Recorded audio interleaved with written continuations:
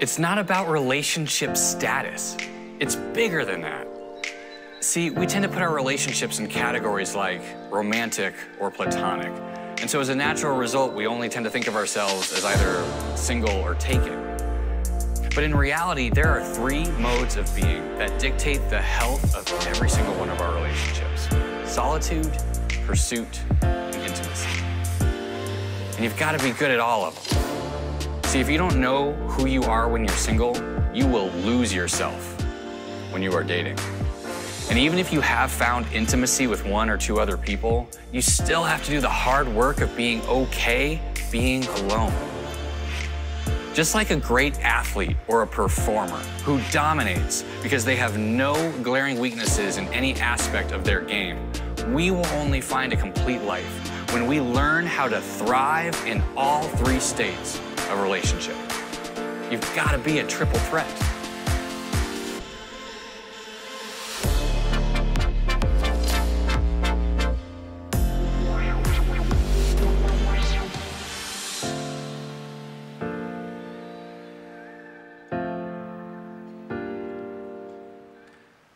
So here's a question for you. If you and I are people who God loves, that in fact, he sent his son, Jesus Christ, to conquer death on our behalf. And more than that, Jesus has promised that he is coming back again to usher all of us into a life eternal with him and God the Father in heaven. How does that change the way we live in the here and now? What relationships should we have? What relationships should we avoid? How should we live in light of the fact that the time on this earth is short and there's a time of eternity waiting for us just around the bend? It's an important question. It's a question that one of the earliest Christian leaders, a guy named Paul, wrestled with in a letter that he wrote to a church in the ancient city of Corinth, which is why we call the letter that. And he engaged with this exact topic. If the time is short, if we are people who live in anticipation of heaven, how should we live now? What relationships should we have or not have now? And this is what he says. But I wish everyone were single, just as I am. Yet each person has a special gift from God of one kind or another. So I say to those who aren't married and to widows, it's better to stay unmarried, just as I am. Each of you, dear brothers and sisters, should remain as you were when God first called you. Now, regarding your question about the young women who are not yet married, I do not have a command from the Lord for them. But the Lord in his mercy has given me wisdom that can be trusted, and I will share it with you. Because of the present crisis, I think it is best to remain as you are. If you have a wife, do not seek to end the marriage. But if you do not have a wife, do not seek to get married. But if you do get married, it is not a sin. And if a young woman gets married, it is not a sin. However, those who get married at this time will have troubles, and I'm trying to spare you those problems. But let me say this, dear brothers and sisters, the time that remains is very short. So from now on, those with wives should not focus only on their marriage. Those who weep or rejoice or who buy things should not be absorbed by their weeping or their joy or their possessions. Those who use the things of the world should not become attached to them, for this world as we know it will soon pass away. I want you to be free from the concerns of this life. An unmarried man can spend his time doing the Lord's work and thinking how to please him. But a married man has to think about his earthly responsibilities and how to please his wife. His interests are divided. In the same way, a woman who is no longer married or has never been married can be devoted to the Lord and holy in body and in spirit. But a married woman has to think about her earthly responsibilities and how to please her husband. I am saying this for your benefit, not to place restrictions on you. I want you to do whatever will help you serve the Lord best with as few distractions as possible. 1 Corinthians chapter 7. I don't know what you were thinking and feeling as I read all that, but my thoughts were mostly along the lines of,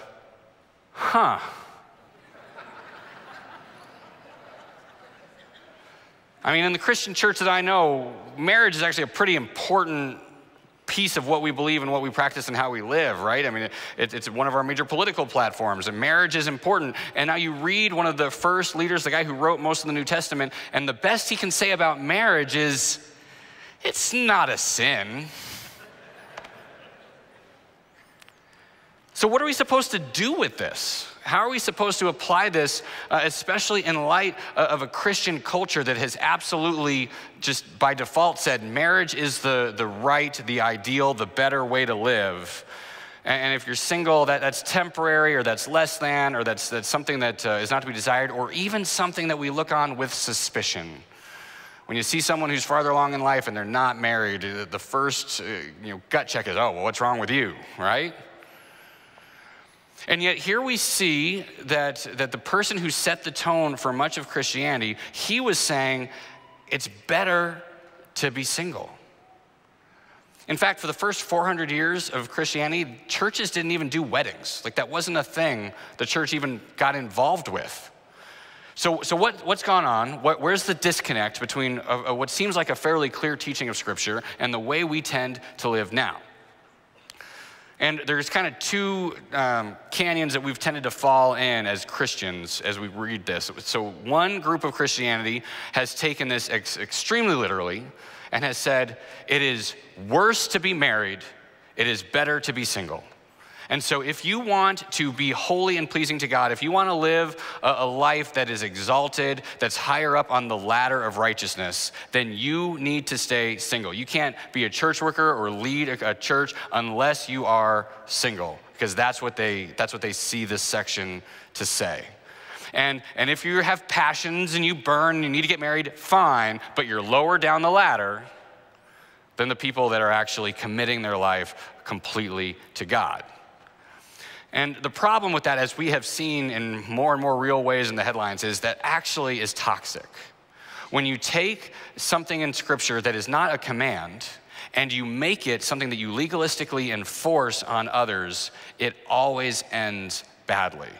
And if you didn't notice these phrases in this section, I want to just bring them to your attention. Notice the things Paul said, even as he described this. I do not have a command from the Lord about this. I'm saying this for your benefit, not to place restrictions on you. So when any Christian denominations then make this something that they legalistically enforce, they're violating the spirit of what Paul said. But now the other half of Christianity, what they've done is they've put a little too much emphasis on these lines, and they've said, well, it's not a command. This isn't something he's enforcing. So you know what? We're just going to ignore the whole thing. Paul maybe had some bitterness, maybe he was resentful he was single, one too many hits with the snake, there's something going on there. Not a command. He already told us that this isn't from God. We can just ignore it, and we can just prioritize marriage as the right and best way to be. I'd say that's most of American Christianity.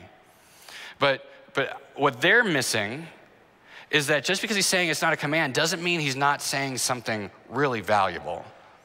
And the reason we miss the valuable thing is because I think we get locked into these labels that he's talking about being single or being married. It's about a status question instead of about a heart question. I think that's why Paul was so clear to say this. It's not a command. It's not legalistic. I'm doing this for your benefit, because he's saying this is about a heart issue that Paul was trying to expose and give us a way to navigate. But we make it about the labels, we make it about the relationship status, and so we miss the heart issue. And so here's the heart issue. If you were wondering, this is what Paul is trying to get people to understand and talk about. We are terrified of being alone. This is a fear more innate than just about anything else that we can think of, right? It's the little kid that moves to a new school and comes home, Mommy, none of the other kids will play with me. It's the person that had a thriving social life at one point, but now they've moved away and they think back to the glory days of high school when they were popular, and now no one knows who they are. Or the person who's successful in their professional career and yet doesn't have anyone that actually feels like they know them or care about them. It's just what they've accomplished in one facet of their life. Or maybe the person that's growing older and spending time alone in a home and just counting down the end of days by themselves with any loved ones who have passed on before gone. So this is more than just a practical problem. This is a deeply existential terror for us, this idea that we might be alone. And it's a terror that has lots of consequences.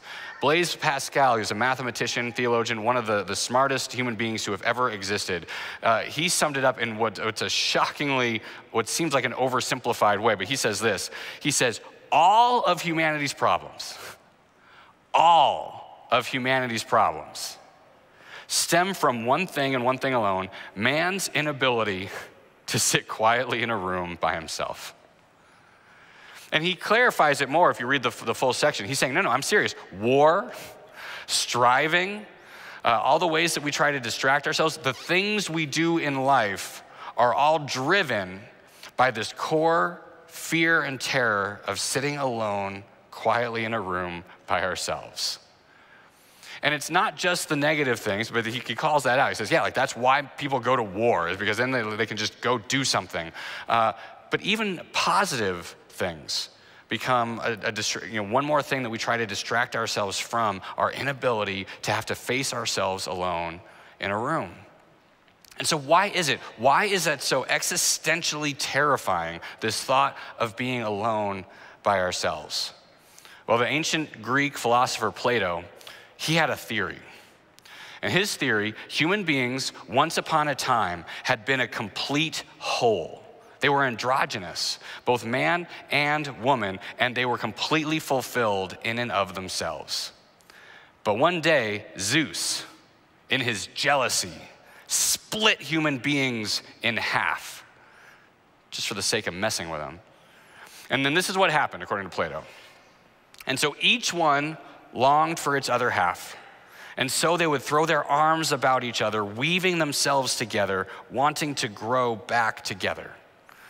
Love is born into every human being. It calls back the halves of our original nature together. It tries to make one out of two and heal the wound of human nature. Each of us then is a matching half of a human whole. And each of us is always seeking the half that matches him. And when a person meets the half that is his very own, something wonderful happens. The two are struck from their senses by love, by a sense of belonging to one another, and by desire. And they don't want to be separated from one another, not even for a moment. These are people who finish out their lives together and still cannot say what it is they want from one another.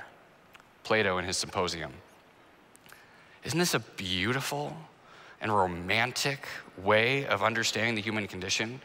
When you ask, why is it that all of humans' troubles come from our inability to be alone? Oh, it's because you're half of a whole, that you have a missing puzzle piece floating out there in the world somewhere, that if you could find it, it would complete you and bring you back to who you were meant to be. And even if you've never read that passage or heard much about Plato, that belief has driven the last 2,500 years of Western culture. Our movies teach this. This is where they get their philosophy of love. If you've seen Jerry Maguire, this is what he's referring to when he says to Renee Zellweger, "You complete me," right?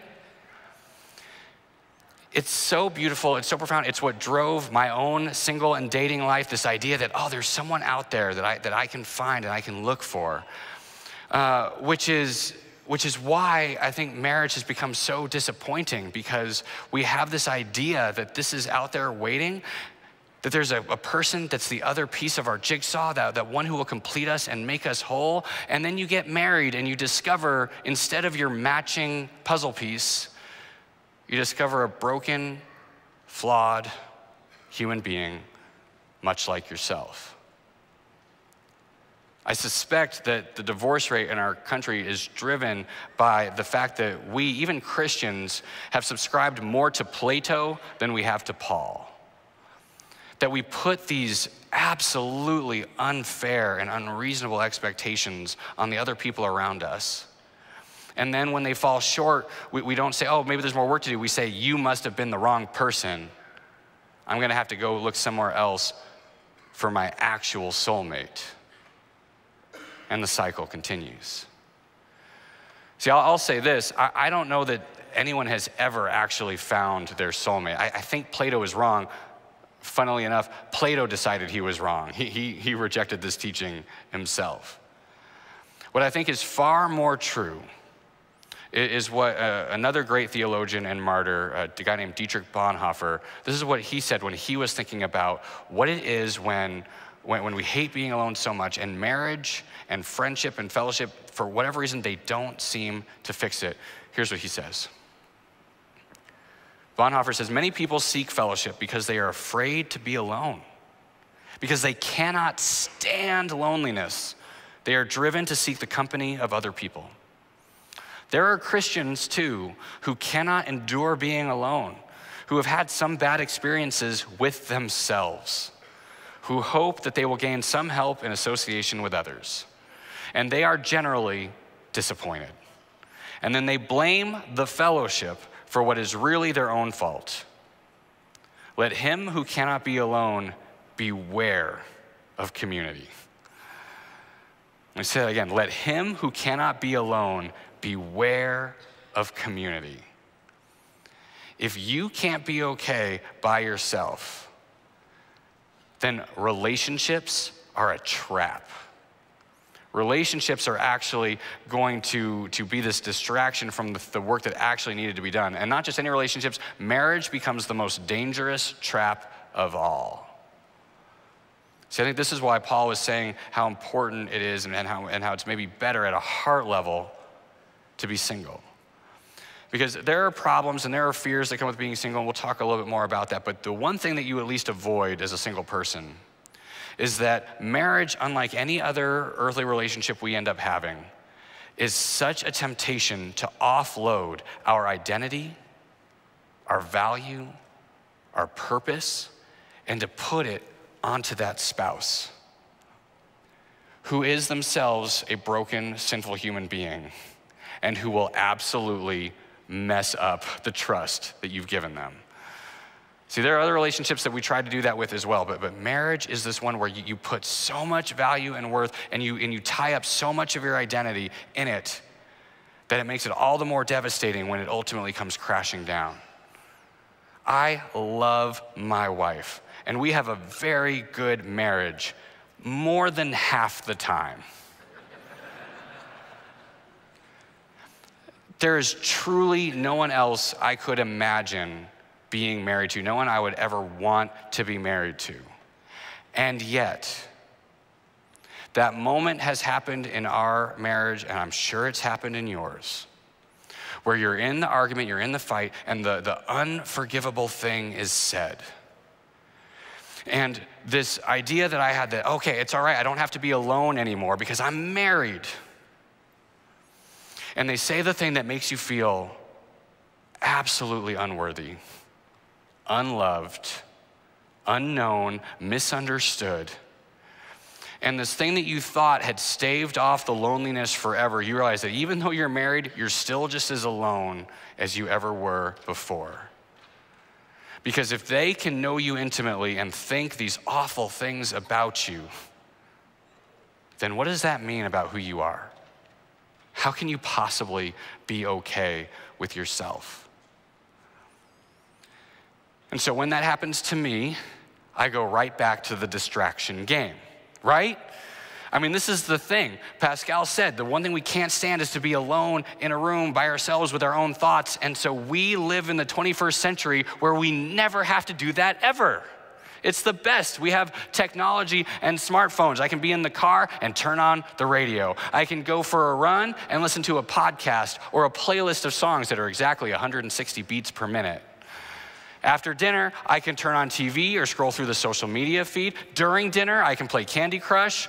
In the bathroom, my wife does this. She can Marco Polo while she's getting ready in the morning, and she can have conversations with like 15 different people while she brushes her teeth. It's great.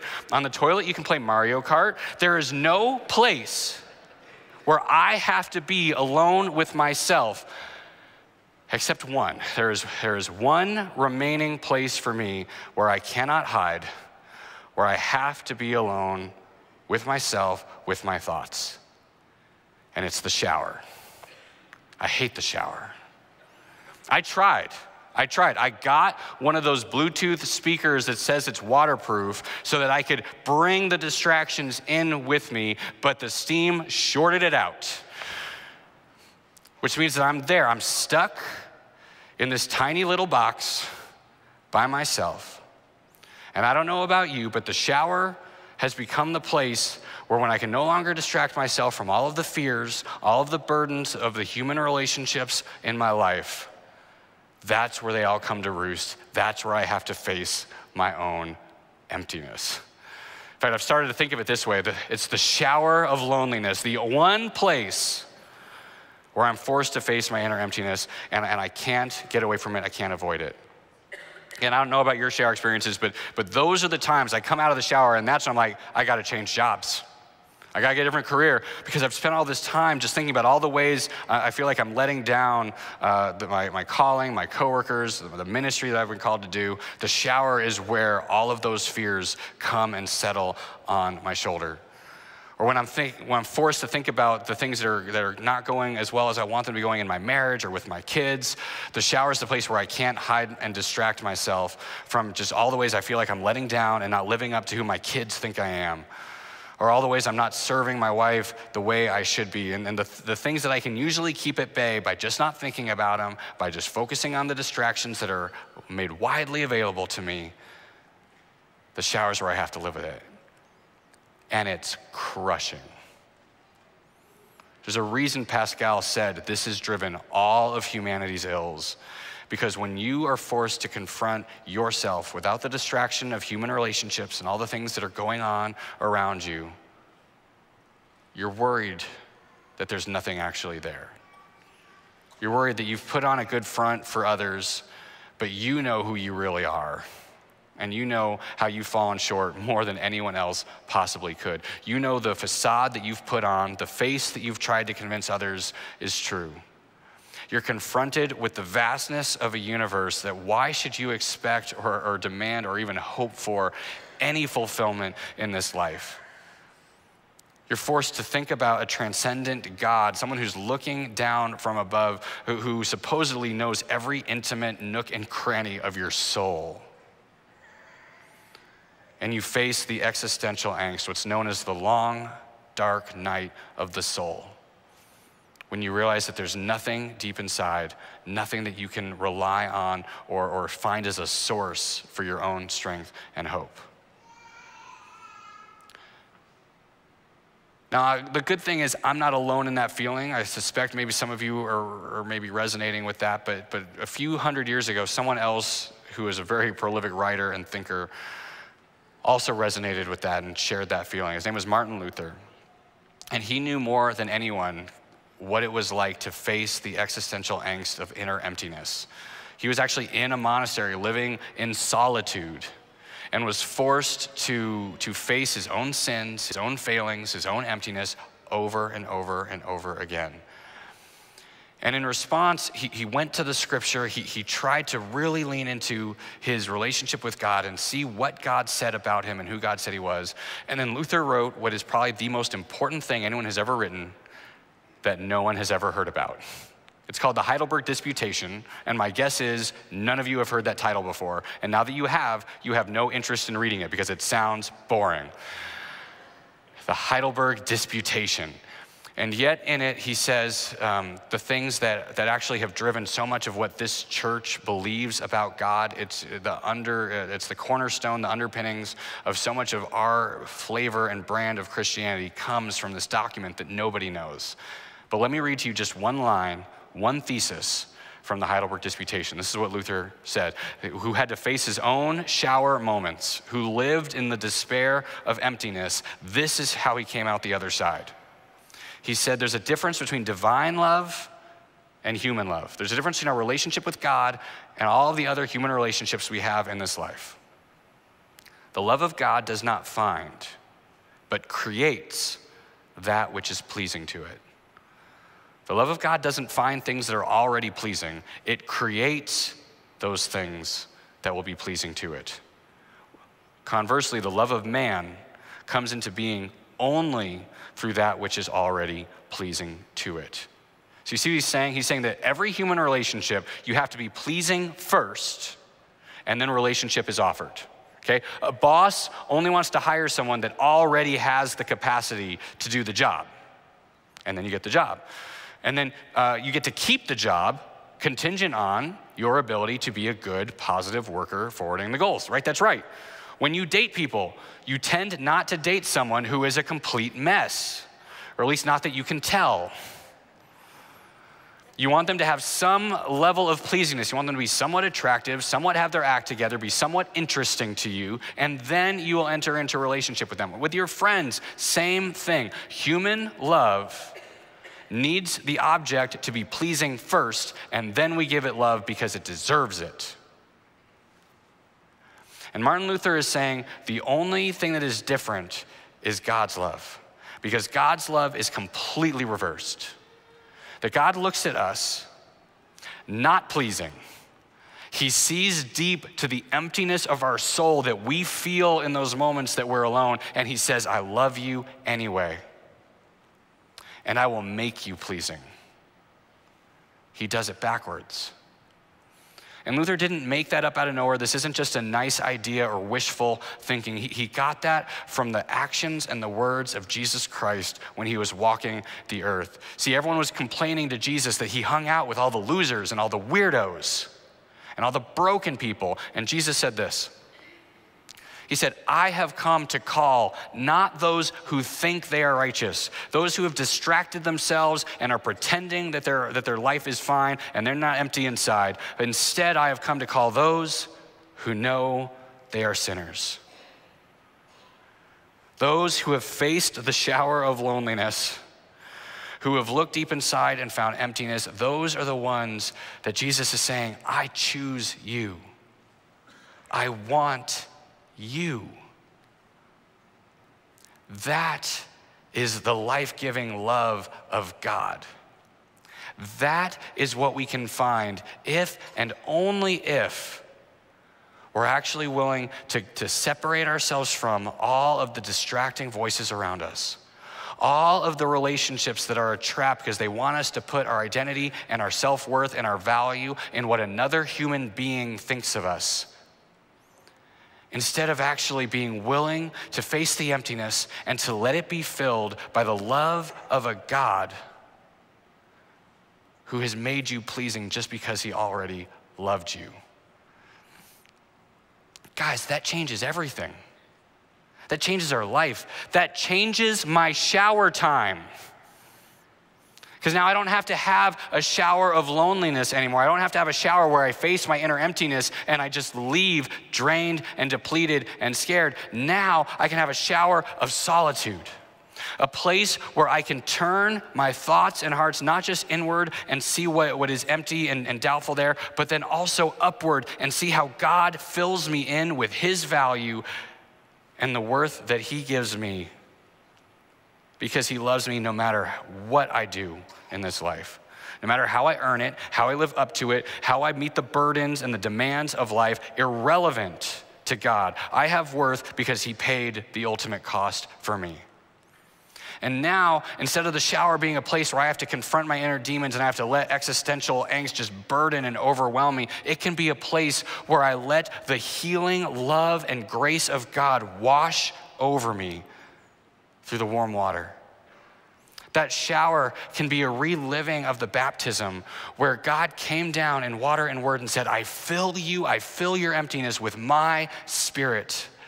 I give you everything you need for this life. I love you no matter what you do or have done, and I will continue to make you pleasing. And we can leave the shower not burdened down by despair and fear, but filled up with the worth and the joy and the purpose of God.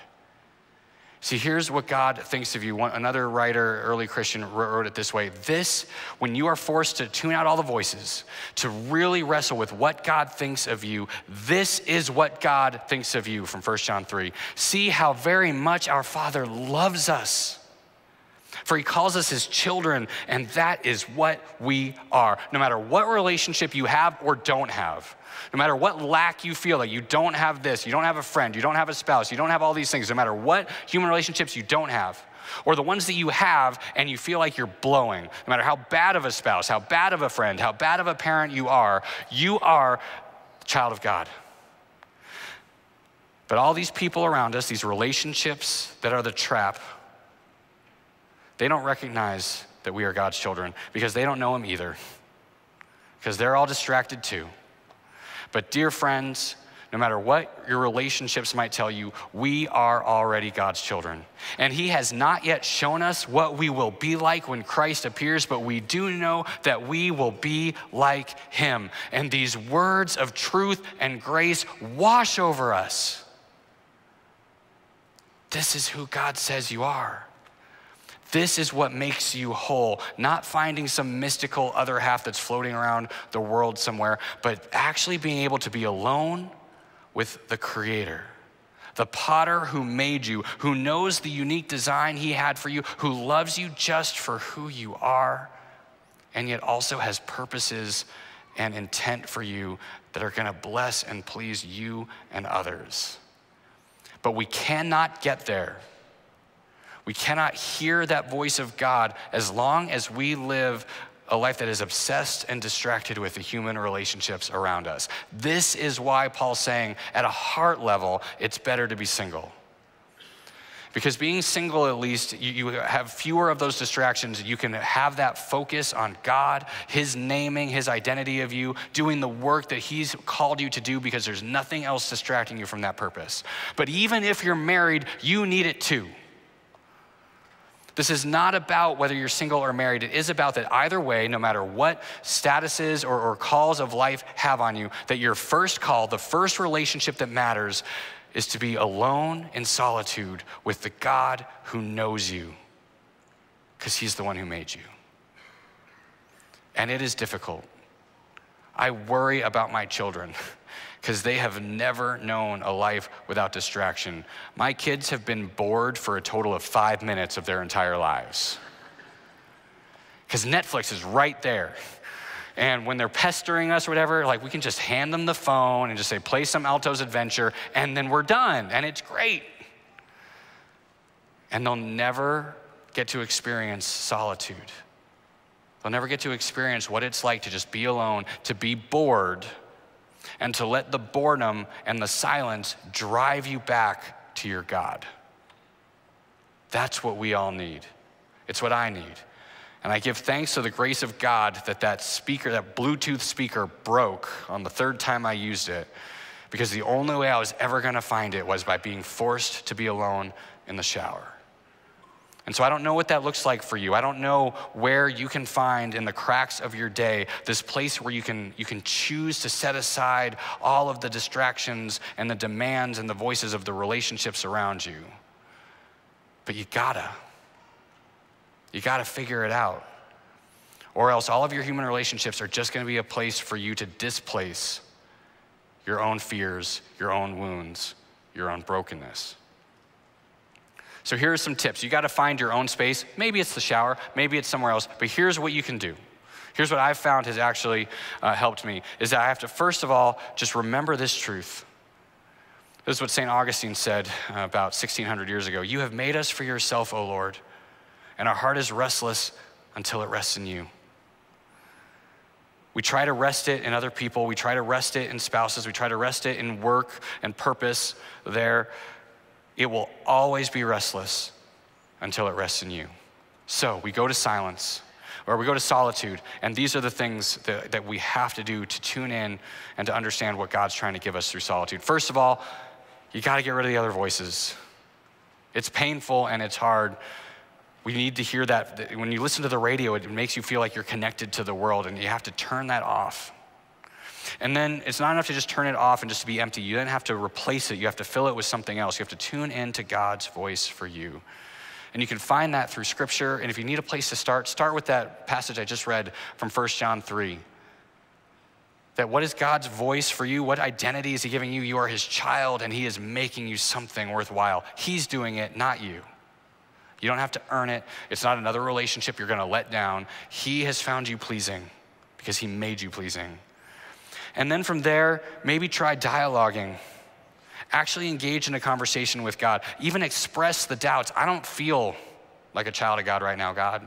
I don't feel like I'm pleasing or delightful. I don't feel like you're making me into something better. And to just say that. And maybe a written journal is a good way to do it, or maybe it's just a prayer life that just says that you're gonna talk back and forth with him. And if all of these things feel too hard, here's another just surprising thing I found, is that physical activity has actually become the thing that helps me get to these places better. See, as my mind is frantic and anxious, as it's filled with the overwhelming demands of relationships on me, I can actually tap into my body to calm and soothe those thoughts, to tune out the voices inside my head so that I can hear God's voice clearly, to go for a run or to do some physical exercise, to chop a bunch of wood, to do something repetitive and physical, because it's that repetitive physical action that soothes us enough to then get back to silence and letting God speak into us.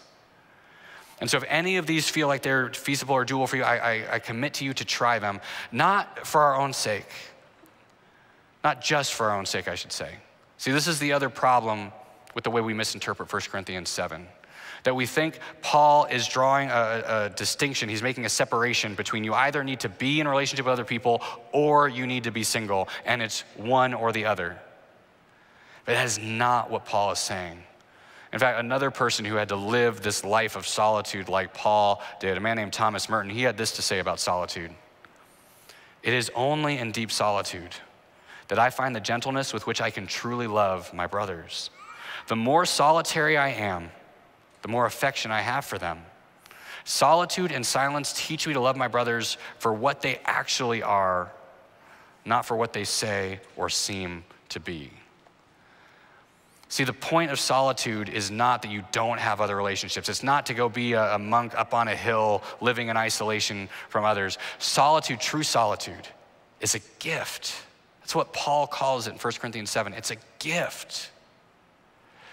A gift that lets us find our identity, our value, our worth from God and God alone, so that we can then go out and have relationships that are actually holy and healthy, because we're not looking to those relationships to give us validation or worth or value.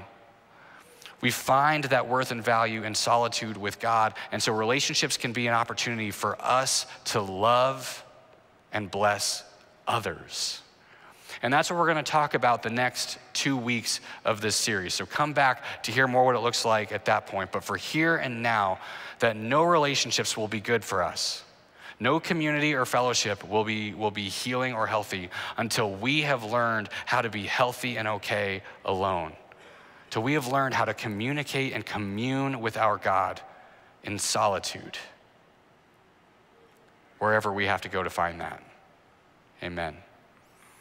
So in this moment, I want to give you an opportunity to recreate that experience that I've only found in one place. We're not going to make you take a shower, but just to have you sit here, and we're going to play a song, and it's a song that is new, so you might not know it, but I want to give you permission not to sing it. Give you permission to listen, to engage, but to carve out these next 4 minutes as a time to experience, even in the midst of a room of other people, a time of solitude between you and your Creator. So sing if you want to sing, don't sing, but whatever you do, communicate and talk with the God who loves you and declares you pleasing.